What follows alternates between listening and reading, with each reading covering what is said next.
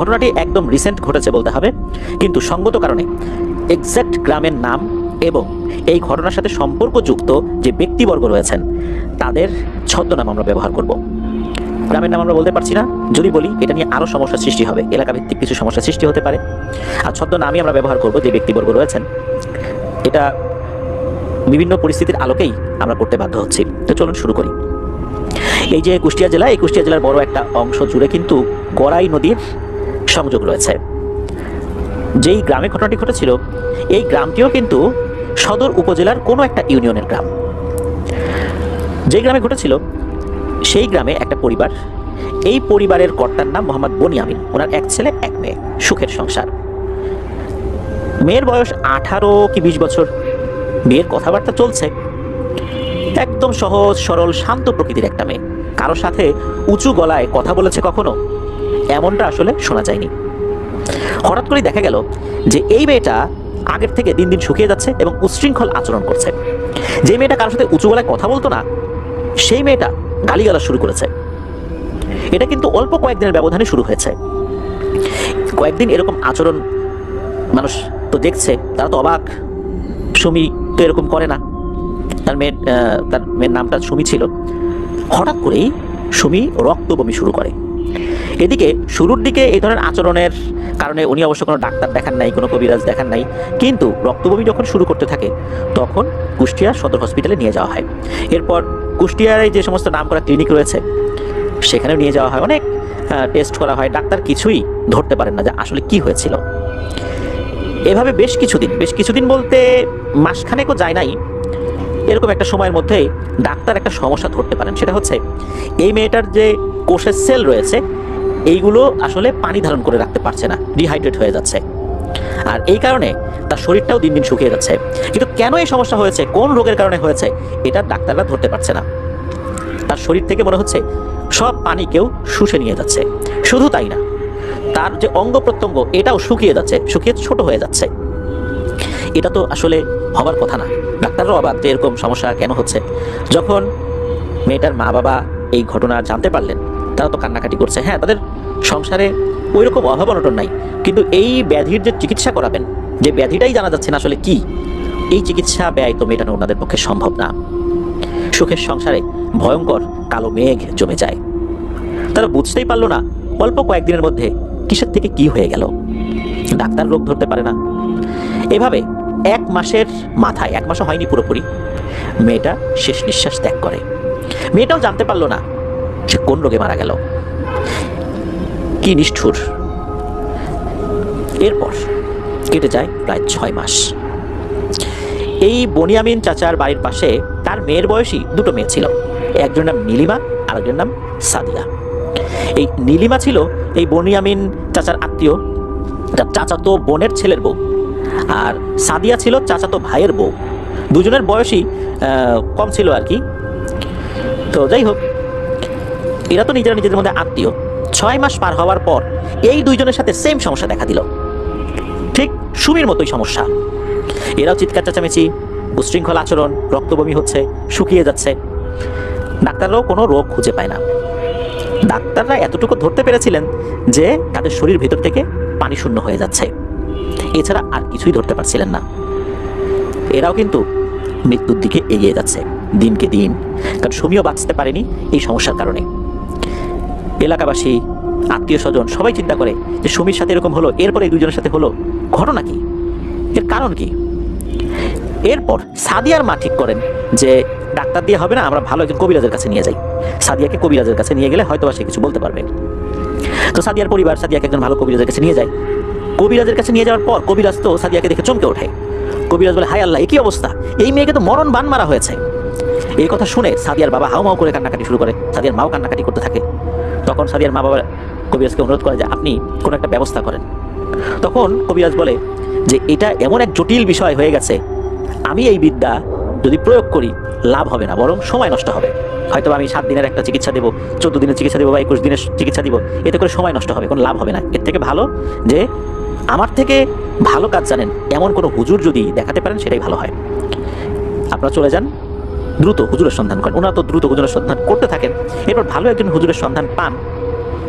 হুজুরের এই বিষয়ে নাকি বেশ দক্ষতা ছিল। উনি কালো জাদু, বান, এই জিনিসগুলো আল্লাহর রহমতে শরীয়তসম্মত চিকিৎসা করে কাটাতে পারতেন। তো সেই হুজুরের কাছে নিয়ে যাওয়া হলে হুজুর জাস্ট 10টা মিনিট সময় নিয়েছিলেন যে আসলে ঘটনাটা কি।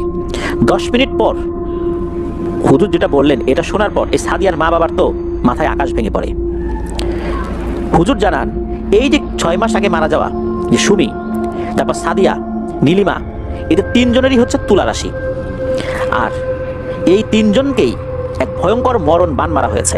আগে সুমি মারা গেছে, মাঝখানে একটা গ্যাপ দেওয়া হয়েছে যাতে করে সন্দেহ না হয়। এরপর এই 2জনকে একসাথে কালো জাদু করা হয়েছে।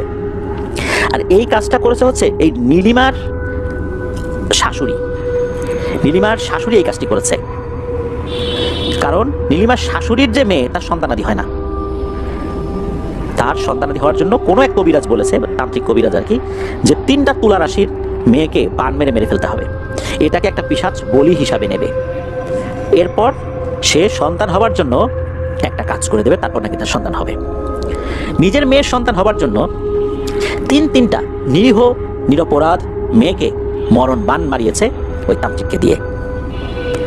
তার মেয়ে, অর্থাৎ যিনি মেরেছেন, এই নীলিমার শাশুড়ি, এই নীলিমার ননদের সন্তানাদি না হওয়ার কারণে শ্বশুরবাড়িতে অনেক কটু কথা শুনতে হয়। এই কারণেই নাকি এভাবে এই ধরনের নিকৃষ্ট টাইপের কাজের আশ্রয় তারা নিয়েছে। যদিও বা এই যে নীলিমার শাশুড়ি, তার যে মেয়ে অর্থাৎ নীলিমার ননদ, সে এই বিষয়গুলো অত ডিটেলসে জানতো না। সে জানতো তার মা একটা তদবির করাচ্ছে, কাজ করছে, কিন্তু এরকম জঘন্য কাজ করাচ্ছে এটাও সে ওইভাবে অবগত ছিল না। তবে তার সম্মতি ছিল, সে তবে জানতো না ভেতর দিয়ে কি হচ্ছে, তার সম্মতি ছিল। এখন এই বিষয়টা যখন জানা গেল, এখন সমাধানটা কি? তখন ওই হুজুর বললেন যে এই 3জনের ব্যবহৃত বিভিন্ন জিনিস সংগ্রহ করা হয়েছে। এদের চুল, নখ সংগ্রহ করা হয়েছে। যেহেতু এরা আসলে দূরের কেউ না, আত্মীয় স্বজনদের মধ্যেই, এটা সংগ্রহ করা খুব বেশি কঠিন কাজ ছিল না। এরপর মূলত কোনো এক অমাবস্যার রাতে বান মারা হয়েছে। তবে এটা পর্যায়ক্রমে করা হয়েছে।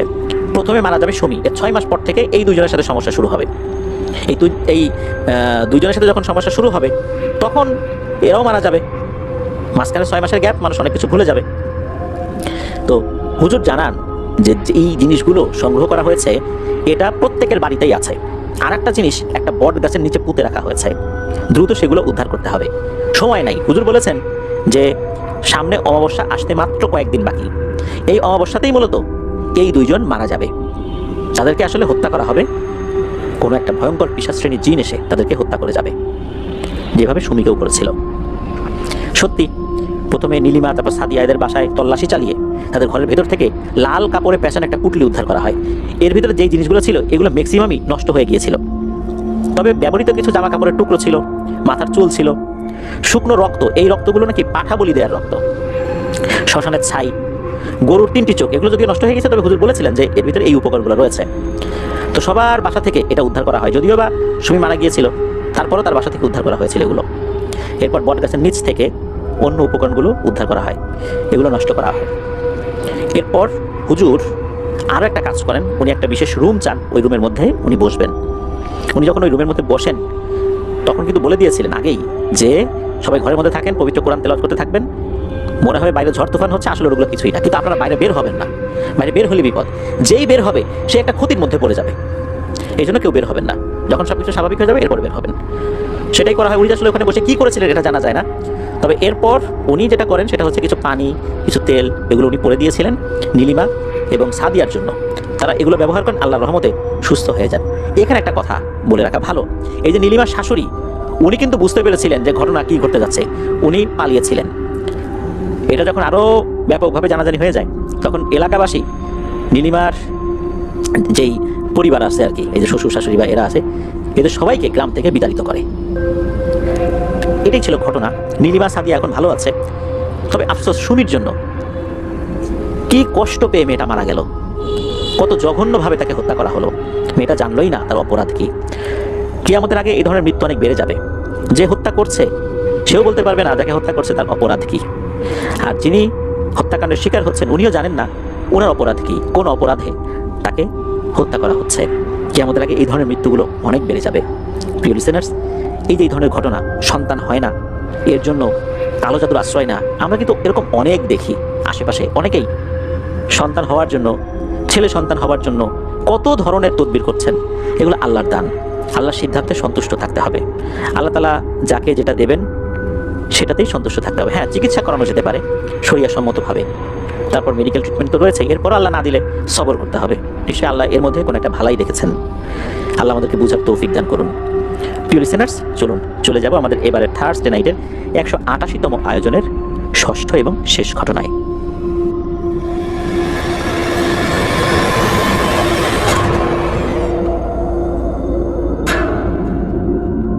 ফিরে এলাম প্রিয় লিসেনার্স আমাদের এবারে থার্সডে নাইটের 188তম আয়োজনের ষষ্ঠ এবং শেষ ঘটনায়।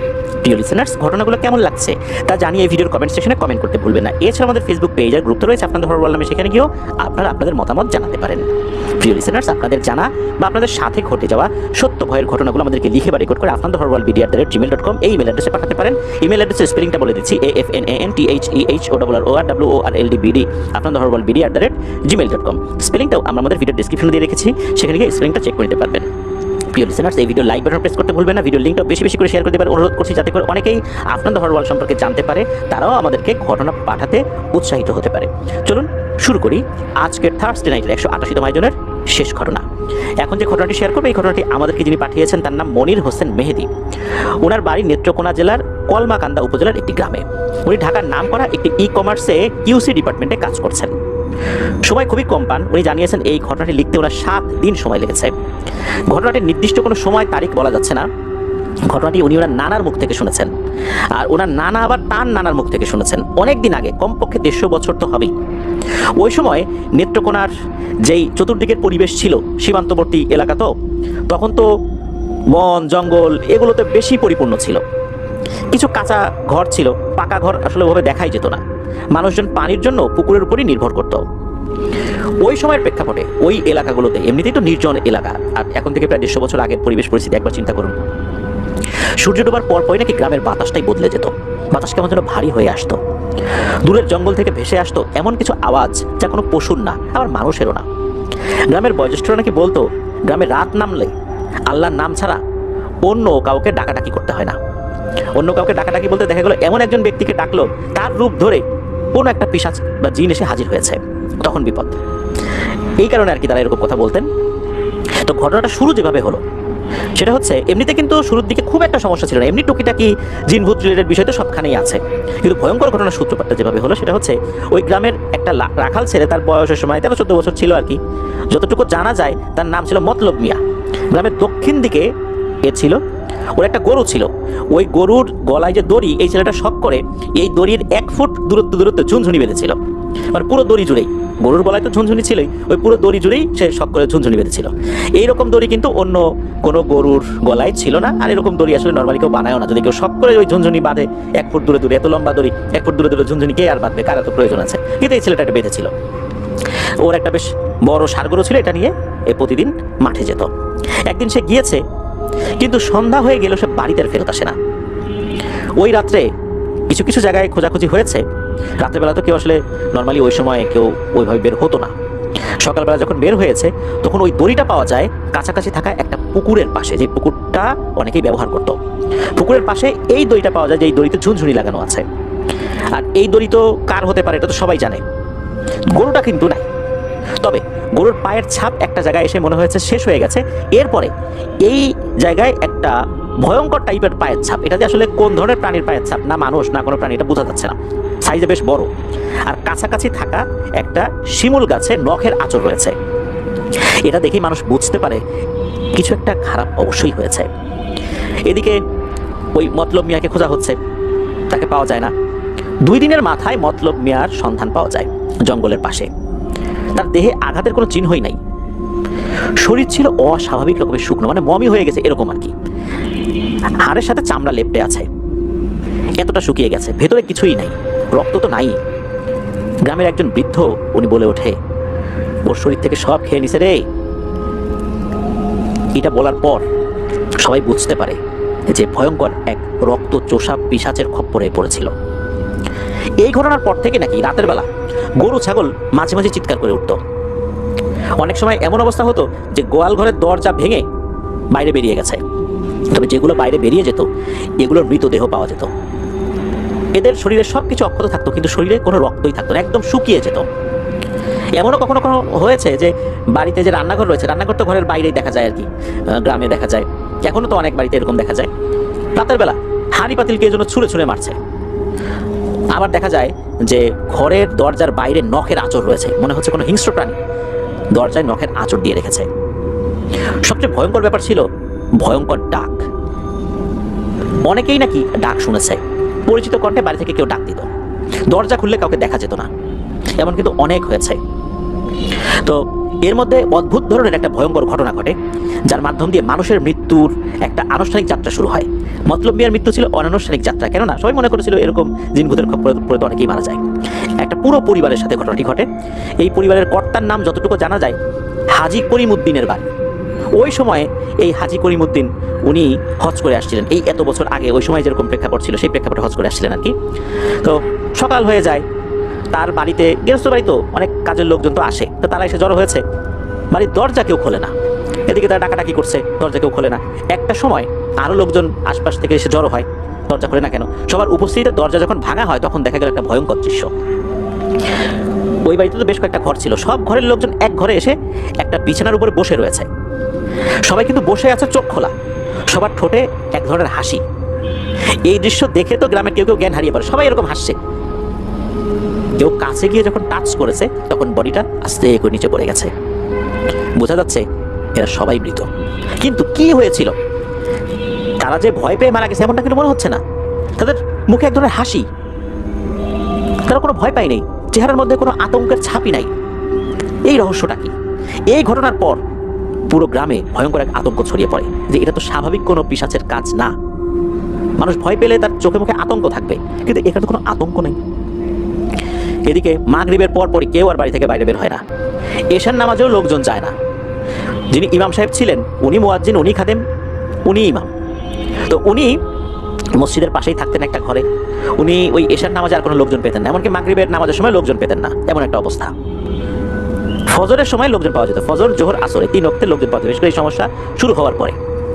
উনি একদিন ফজরের সময় নাকি আজান দেওয়ার জন্য দাঁড়িয়েছেন। ওই সময় তার মাইক ছিল না, ইলেকট্রিসিটিও ছিল না। উনি যখন আজান দেওয়ার জন্য দাঁড়িয়েছেন তখন নাকি ভয়ঙ্কর একটা কণ্ঠে বলে ওঠে, আজান দিস না, খবরদার আজান দিবি না, এই গ্রাম আমার, তোরা সবাই চলে যাবি। এইটা যখন উনি শুনেছেন উনি তো আতঙ্কিত হয়ে যান। উনি তখন কি করেছেন, মসজিদের ভেতরে গিয়ে আজান দিয়েছেন, বাইরে আজান দেওয়ার ব্যবস্থা ছিল আর কি। তো উনি পরবর্তীতে এই বিষয়টা সকলের সাথে খুলে বলেন। সকাল যখন হয়েছে লোকজন আসে, বলে যে তাকে এরকমভাবে হুমকি দিয়েছে আজান যেন না দেওয়া হয়। ওই দিন তো ফজর গেল, জোহর গেল, আসর গেল, মাগরিবও গেল, এশার আজানের শব্দ কেউ শোনেনি। যেহেতু লোকজন বাড়ি থেকে বের হয়নি, ফজরের সময় যখন লোকজন গিয়েছে তখন ইমাম সাহেবের খোঁজ আর কেউ পায় না। প্রায় 2-3 দিন পর গ্রামের কাঁচা রাস্তার এক পাশে দেখা গেল যে ইমাম সাহেবের ডেড বডি পড়ে আছে। তবে তার অবস্থাও সেই মতলব মিয়ার মতোই, তবে মুখে এক ধরনের হাসি রয়েছে। শরীরটা শুকিয়ে গিয়েছিল, তবে মতলব মিয়ার মতো এত শুকিয়ে যায় নাই। মতলব মিয়ার মুখে কিন্তু হাসি ছিল না। তো এই ইমাম সাহেবের লাশের মুখে একটু হাসি ছিল, তবে উনিও শুকিয়ে গিয়েছেন, তবে খুব বেশি না। এভাবে তো আর চলতে দেওয়া যায় না, এখন গ্রামবাসীরা কি করবেন এটা তো ওনারা বুঝতে পারছেন না। এর মধ্যে একটা আশার আলো দেখা গেল। একজন ব্যক্তি, অচেনা একজন ব্যক্তি, উনি গ্রামে আসেন। মুখে দীর্ঘ সাদা দাড়ি, বেশ অভিজ্ঞ বলে মনে হচ্ছে, সাদা জোব্বা পরা, হাতে পুরনো একটা ডাল, মনে হচ্ছে অনেক পুরনো কোনো একটা গাছের ডাল হবে। তো তাকে দেখে বেশ দরবেশ গোষ্ঠীর লোক মনে হচ্ছিল আর কি। তো উনি আসেন, আসার পর লোকজনকে বলেন এই গ্রামে নিশ্চয়ই অস্বাভাবিকভাবে মানুষ মারা যাচ্ছে, পশু পাখিও মারা গিয়েছে। তখন লোকজন বলে হ্যাঁ, কিন্তু আপনি কিভাবে জানলেন? উনি বললেন যে আমি জানি, আমি জেনেই এখানে এসেছি, আমাকে জানানো হয়েছে। রাত নামলেই তো এখান থেকে মানুষ হারিয়ে যায়, তাই না? ওনার কথার মধ্যে আসলে কোনো বিস্ময় ছিল না, ওনার কথার মধ্যে বেশ ভাব গাম্ভীর্যতা ছিল, মনে হচ্ছে উনি খুব জ্ঞানী একজন মানুষ। লোকজন জিজ্ঞেস করলো হুজুর আপনি কে? তখন উনি বললেন আমার নাম জানার দরকার নাই, এখন পরে এমনি জেনে যাবেন, আমি কোনো জিনভূত না, আসেন আপনাদের সাথে আমার কথা আছে। এরপর উনি কয়েকজন লোককে সাথে করে গেলেন সেই পুকুর পাড়ে, যেই পুকুর পাড়ে ওই মতলব মিয়ার গরুর দড়ি পড়েছিল। ওখানে যাওয়ার পর উনি বললেন যে এই পুকুরে কিন্তু একটা জিনিস আছে, এই পুকুরের পানি কিন্তু শ্বাস নাই, এই পানি কিন্তু স্থির না, কিন্তু আপনারা দেখেন স্থির। সন্ধ্যার পর আমি চেষ্টা করব এই বিষয়টা সমাধানের জন্য কতটুকু কি করতে পারি। তো ওখানকার একজন নেতৃস্থানীয় ব্যক্তির বাসায় উনি যান। সন্ধ্যার পর হুজুর এক ঘরে বসেন, আরও কিছু লোকজনদেরকে ডাকেন। তো বেশি লোক আসে নাই, সবার মধ্যে একটা আতঙ্ক ছিল। তখন ওই হুজুর বলেন যে আচ্ছা আজ থেকে প্রায় 60-70 বছর আগে কোনো মানুষকে কি জীবন্ত আগুনে পুড়িয়ে মারা হয়েছিল আপনাদের এই গ্রামে? কারো জানা থাকলে একটু বলেন তো। হঠাৎ করে তখন ঘরে নীরবতা নেমে আসে। অনেকক্ষণ পর একজন ব্যক্তি বলেন যে উনি তখন ছোট ছিলেন, উনি এটা দেখেছেন। ছোট বলতে 15-16 বছর বয়স ছিল আর কি, এখন তো উনি বেশ বৃদ্ধই হয়ে গেছেন। উনি বলেন যে এই গ্রামে একটা তান্ত্রিক এসেছিল ভারতের ওই সাইড থেকে। সে নাকি বেশ কঠিন কঠিন তন্ত্র সাধনা করতো, আর এই তন্ত্র সাধনা করার জন্য সে মুসলিম যে কবরস্থান, এই কবরস্থান থেকে কবর করে লাশ নিয়ে আসতো, সব সাধনা করতো। তো এই জিনিসগুলো প্রথম দিকে মানুষ বুঝতে না পারলেও পরবর্তীতে ধরা পড়ে যায়। এই কথা শোনার পর হুজুর বলেন যে সমস্যাটা এখানেই হয়েছে, কারণ ওই তান্ত্রিকের খুব কাছের এক ভয়ঙ্কর পিশাচ ছিল, শক্তিশালী পিশাচ। ওই পিশাচটা মূলত এত বছর বিভিন্ন কাজ করতে পারেনি কোনো একটা অজানা কারণে। সে হঠাৎ করেই শক্তিশালী হয়ে গেছে। শক্তিশালী হয়ে গেছে বলতে সে হঠাৎ করে নিজের শক্তি ফেরত পেয়েছে। তান্ত্রিকের মৃত্যুর সাথে সাথে সেও অকার্যকর হয়ে পড়েছিল। দীর্ঘদিনের সাধনার ফলে সে আবার শক্তি ফেরত পেয়েছে। আর এই গ্রামের মানুষদের উপর সে প্রতিশোধ নিচ্ছে, কেননা তান্ত্রিক তাকে বন্দি করেনি। তান্ত্রিক তার সাথে একটা চুক্তিতে আবদ্ধ ছিল। তান্ত্রিক একটা বিশেষ সাধনা করছে, যার মাধ্যমে ওই পিশাচটাও শক্তিশালী হবে, তান্ত্রিকও শক্তিশালী হবে। কিন্তু মাঝপথে এই জিনিসটা আটকে যায়, যার ফলে এই পিশাচটা পরিপূর্ণ শক্তি অর্জন করতে পারেনি। আর যতটুকু অর্জন করছে সেটাও প্রকাশ করতে পারছিল না। তান্ত্রিকের মৃত্যুর পর এত বছর ধরে সে বিভিন্ন চেষ্টার পর সে আবার তার শক্তি ফেরত পেয়েছে, যতটুকু অর্জন করেছিল ওই তান্ত্রিক যতটুকু অর্জন করাতে পেরেছিল। আর এই গ্রামবাসীর উপর মূলত এ এখন প্রতিশোধ নেওয়া শুরু করেছে। আপনারা আপাতত কেউ এই পুকুর পাড়ে যাবেন না, আর রাতের বেলা বাইরে বের হবেন না। তবে আশা করছি খুব তাড়াতাড়ি সমস্যার সমাধান হয়ে যাবে ইনশাল্লাহ। কিন্তু ওই রাতেই আরেকটা দুর্ঘটনা ঘটে। ওই গ্রামে আরেকটা ছেলে তার অসুস্থ মায়ের জন্য ওই পুকুরে পানি আনতে গিয়েছিল। সে ওখানেই পড়েছিল। সকালবেলা তার ডেড বডি পাওয়া গিয়েছিল। তার চোখ দুটো উপড়ে নেওয়া ছিল, তবে তার ডেড বডিটা শুকিয়ে যায় নাই। তার মুখে এক ধরনের অদ্ভুত বিকৃত হাসি ছিল। তো হুজুরও কিন্তু সেখানে উপস্থিত হয়ে দেখেছিলেন। হুজুর এরপর মসজিদে চলে আসেন। মসজিদে একা বসে উনি ওনার মতো করে সাধনা করতে থাকেন কিভাবে এই সমাধান করা যায়। উনি যখন বসেছিলেন তখন নাকি বাইরে একটা ছায়া দৌড়াদৌড়ি করছিল। হুজুর তো কোরআনের আয়াত পড়ছেন, এরপরে ছায়াটাও মিলিয়ে যায়। ভোরবেলা মসজিদের বাইরে 7টি পায়ের ছাপ পাওয়া গিয়েছিল। এই পায়ের ছাপগুলো দেখে মানুষের বলে মনে হচ্ছিল না। হুজুর বলেন যে এখানে 7টা জিন এসেছিল। আজ রাত থেকে লড়াই শুরু হবে, তবে এই লড়াইয়ে সবাই বাঁচবে না।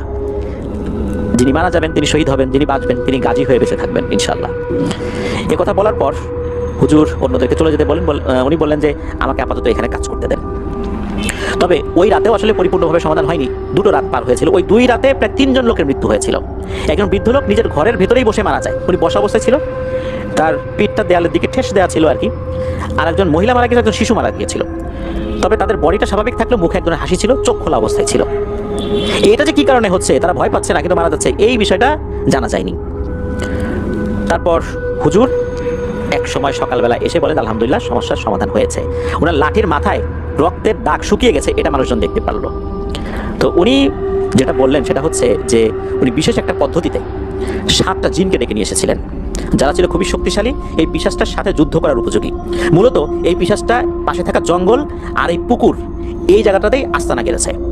তো উনি মূলত পুকুর এবং জঙ্গলের মাঝামাঝি দাঁড়িয়েছিলেন। এরপর উনি যখন রুকিয়া শুরু করেছেন, পুকুরের পানির ভেতর থেকে ভয়ঙ্কর এক জিন এসে হাজির হয় আর হুজুরকে তার নাম ধরে ডাকেন। হুজুর তখন প্রথমবার মতো তার নাম হচ্ছে ইউসুফ। হুজুরকে তার নাম ধরে ডাকেন, বলে ইউসুফ তুই এখানে এসে কাজটা ভালো করিস নেই। অনেক দিনের পরিশ্রমের পর কিন্তু আমি আমার শক্তি ফেরত পাইছি, তাও পরিপূর্ণভাবে পাইনি। তুই আবার এসে আমাকে জ্বালাতন করছিস, সেই গ্রামের লোকজনের শাস্তি পেতেই হবে। হুজুর তার সাথে বেশি কথা আর বলেন না। হুজুর তার অনুগত জিনদেরকে যখনই ডেকেছেন, এই জিনদের মধ্যে নাকি একটা জিন ছিল যাকে মুকাল্লাফ জিন বলা হয়। এই জিনের হাতের ইশারার নাকি একটা বিশেষ ক্ষমতা রয়েছে। যখনই এই জিনগুলো হাজির হয় তখন ওই জিনটা কি যেন একটা ইশারা করে, তখন দেখা যায় জঙ্গলের ওই সাইড থেকে এক পাল ভয়ঙ্কর প্রাণী ধেয়ে আসছে এই দিকে। তখন নাকি ওই মুকাল্লাফ জিন হাতের কি যেন একটা ইশারা করে, নিমেষেই নাকি ওইগুলো ভ্যানিশ হয়ে যায়। এরপর ওই মুকাল্লাফ জিন 2টা জিনকে বলে, ওরা 7 জন ছিল, তো 2টা জিনকে বলে তোমরা 2জনে জঙ্গলের কাছে যাও, পাহারা দাও, আমি এখানে আছি। আর 4 জন এটাকে ধরো। 4 জন মিলে যখন ওই পিশাচটাকে ধরে, একটা বিশেষ পদ্ধতিতে ধরেছিল। সেটা হচ্ছে এরা সবাই একযোগে হামলে পড়ে একজন পিশাচের এক হাত আর একজন আর হাত আর 2জন 2 পা ধরেছে। এরা চতুর্দিক থেকে টানাটানি শুরু করছে, এমনভাবে হ্যাঁচকা টানাটানি শুরু করেছে, পিশাচটা আসলে তেমন কোনো সুযোগই পায় নাই। হ্যাঁচকা টানে শরীরটাকে ছিন্ন ভিন্ন করে ফেলেছে, 4 টুকরা হয়ে গেছে। মাথাটা পড়েছিল, আর একটা জিন অর্থাৎ যে মুকাল্লাফ জিন যে দাঁড়িয়েছিল, সেই মাথাটা নিয়ে হুজুরের কাছে দিলে হুজুর একটা বিশেষ পানি, জানা যায় বা হুজুর বলেছেন এটা জমজমের পানি ছিল, ওই পিশাচের মাথার উপর ঢেলে দিলে মাথাটা নাকি মোমের মতো গলে যায়, একদম পানির মতোই হয়ে যায় আর কি, পানির সাথে একদম মিশে যায়, যেভাবে চিনি পানির সাথে মিশে যায় ওইভাবে। এরপর হুজুর বলেন আলহামদুলিল্লাহ সমস্যার সমাধান হয়ে গেছে। এরপর হুজুর বলেন যে উনি জিনেদের কাছ থেকে তথ্য পেয়ে এখানে এসেছিলেন। এরপর উনি চলে গিয়েছিলেন। এরপর জানা যায় যে মাঝে মাঝে নাকি এখনো ওই ইউসুফ হুজুরের মতো কোনো একজনকে রাতের বেলা দেখা যায়। সবাই বলেন যে হয়তোবা ইউসুফ হুজুরের অনুগত কোনো জিন তার সুরত ধরে এই গ্রামে এসেছে, অনেকে এরকমটা বলেছেন আর কি। তো এটাই ছিল ঘটনা। ধন্যবাদ জানাচ্ছি আমাদের মেহেদী ভাইকে ওনার পাঠানো ঘটনার জন্য। প্রিয় লিসেনার্স, আপনারা যারা ধৈর্য ধরে শুনলেন তাদেরকে ধন্যবাদ জানাচ্ছি। যারা কষ্ট করে ঘটনা পাঠিয়েছেন সবাইকে অন্তঃস্থল থেকে ধন্যবাদ।